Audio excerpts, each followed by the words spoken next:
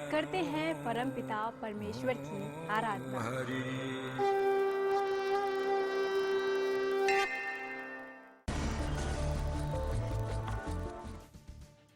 गणतंत्र दिवस के ठीक पहले बिहार के आरा जिले के सिविल कोर्ट परिसर में बम विस्फोट हो गया। घटना में एक महिला हमलावर और एक कांस्टेबल समेत 3 की मौत हो गई। 2 पुलिसकर्मी समेत 14 लोग घायल हो गए। घायलों में 3 की हालत गंभीर बताई जा रही। धमाका उस वक्त हुआ जब कैदियों की पेशी की जा रही थी। महिला के पास ही एक बैग में बम रखा था। माना जा रहा है कि महिला ही बम लेकर जा रही थी। विस्फोट के बाद कोर्ट परिसर में अफरा तफरी मच गई। पुलिस कोर्ट का मुख्य द्वार बंद कर जांच में जुट गई है। प्रशासन के तमाम आला अधिकारी मौके पर पहुंच गए हैं। हालांकि अभी स्पष्ट नहीं हो पाया है कि आतंकी हमला था या नहीं। पीएम मोदी की कथित तौर पर प्रशंसा करने वाले कांग्रेस के वरिष्ठ नेता जनार्दन द्विवेदी को अपनी पार्टी से सार्वजनिक फटकार का सामना करना पड़ रहा है, लेकिन शायद ही उनके खिलाफ कोई कार्रवाई की जाए, क्योंकि शीर्ष नेतृत्व को इस बात का विश्वास दिला दिया गया है कि उनके बयान को गलत रूप में पेश किया गया। कांग्रेस के वरिष्ठ महासचिव ने जोर देते हुए कहा कि उन्होंने न तो कभी मोदी की प्रशंसा की, न ही ये कहा कि वो भारतीयता के प्रतीक हैं। दिल्ली में आप नेता योगेंद्र यादव ने गुड़गांव से बीजेपी विधायक उमेश अग्रवाल पर लगे रेप मामले में सीबीआई जांच की मांग की है। यादव ने पीड़ित महिला के नहीं मिलने पर संदेह जताया। साथ ही उन्होंने पुलिस की भूमिका पर सवाल उठाते हुए कहा कि पुलिस सरकार के दबाव में है और आप पार्टी इस मुद्दे को दिल्ली विधानसभा में भी उठाएगी। बीजेपी विधायक पर लगे रेप के आरोप के मामले में सियासी रंग चढ़ना शुरू हो गया है। जिला कांग्रेस महिला मोर्चा ने आरोपी बीजेपी विधायक उमेश अग्रवाल के खिलाफ जोरदार प्रदर्शन करते हुए पुतला फूंका।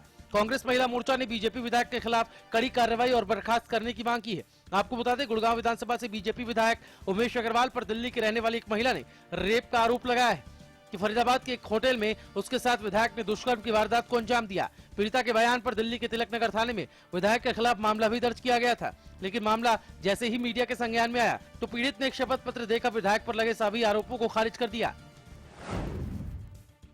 कांग्रेस प्रदेश अध्यक्ष अशोक तंवर ने गुड़गांव से बीजेपी विधायक उमेश अग्रवाल पर लगे रेप के आरोप की निष्पक्ष जांच की मांग की है। तंवर ने कहा कि अगर इस मामले में सच्चाई है तो बीजेपी और कानून दोनों को विधायक के खिलाफ सख्त कार्रवाई करनी चाहिए। प्रदेश के 2 इंजीनियरिंग छात्रों को भारत में अमेरिकन एम्बेसी ने ओबामा के संबोधन कार्यक्रम में आमंत्रित किया है। स्पेस में फैले कचरे और शिक्षा में इनोवेशन लाने के लिए किए गए इनके रिसर्च के कारण यमुनानगर के एक ही कॉलेज में पढ़ रहे सौरभ और निशांत को राष्ट्रपति ओबामा के संबोधन कार्यक्रम के लिए खास रूप से निमंत्रण भेजा गया है। निमंत्रण मिलने के बाद छात्र इस पर गर्व महसूस कर रहे हैं। वहीं छात्रों ने देश में निजी सैटेलाइट बनाने का इरादा भी जाहिर किया है। पंजाब हरियाणा हाईकोर्ट में आज फिल्म एमएसजी पर सुनवाई टल गई। अगली सुनवाई 27 जनवरी को होगी। डेरा सच्चा सौदा के प्रमुख गुरमीत राम रहीम ने फिल्म की स्क्रीनिंग पर लगी रोक हटाने की मांग को लेकर कोर्ट में याचिका दायर की थी। दरअसल ये पूरा मामला फिल्म से गुरमीत राम रहीम को खुद को भगवान का दूध दिखाने से जुड़ा है, जिससे नाराज पंजाब सरकार ने फिल्म की स्क्रीनिंग पर रोक लगा दी थी। हरियाणा सर्व कर्मचारी संघ के प्रतिनिधिमंडल ने अपनी मांगों को लेकर सीएम मनोहर लाल खट्टर से मुलाकात की। सर्व कर्मचारी संघ के प्रतिनिधिमंडल ने अपनी मांगों को सीएम खट्टर के सामने रखा है। सीएम खट्टर ने प्रतिनिधिमंडल की मांगे पूरी करने का आश्वासन दिया है। कर्मचारी संघ पंजाब के समान वेतन और कच्चे कर्मचारियों को पक्का करने की मांग कर रहे हैं।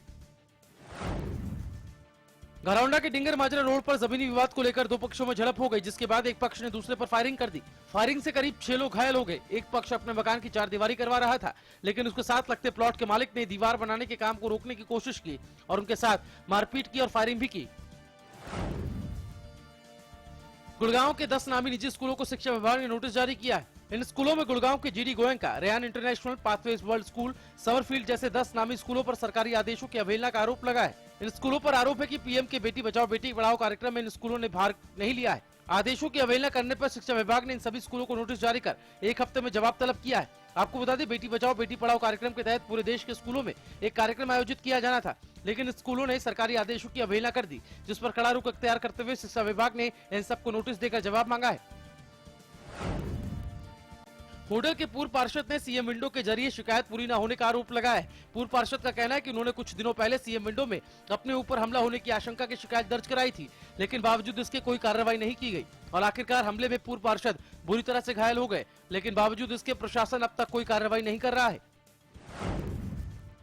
प्रदेश के बहुचर्चित बनियाखेड़ा दलित छात्रा मर्डर केस में आज सुप्रीम कोर्ट ने मामले की जांच सीबीआई को सौंपने के निर्देश दे दिए। पिछली सुनवाई पर सुप्रीम कोर्ट ने हरियाणा सरकार और जांच एजेंसी को नोटिस जारी कर जवाब तलब किया था। ह्यूमन राइट लॉ नेटवर्क की तरफ से दाखिल याचिका पर सुनवाई करते हुए कोर्ट ने पुलिस से इस मामले में स्टेटस रिपोर्ट मांगी थी, लेकिन पुलिस ने आज की सुनवाई में कोई संतोषजनक जवाब नहीं दिया, जिसके बाद सुप्रीम कोर्ट ने मामला नए सिरे से जांच के लिए सीबीआई को सौंप दिया है। आपको बता दें, 24 अगस्त 2013 को पेपर देने के लिए घर से निकली छात्रा बीच रास्ते में ही गायब हो गई थी। बाद में उसका शव हांसी ब्रांच नहर पुल पर मिला था। पिहोवा की यूनियन बैंक में चोरी की नाकाम कोशिश की वारदात सामने आई है। बैंक की दीवार में सेंध लगाकर चोरी की कोशिश की गई थी, लेकिन चोर सेंध लगाकर बैंक का स्ट्रांग रूम तोड़ने में कामयाब नहीं हो पाए। रात के समय बैंक पर कोई सुरक्षाकर्मी मौजूद नहीं होता। सुबह जब कर्मचारी बैंक पहुंचे तो पूरे मामले का खुलासा हुआ।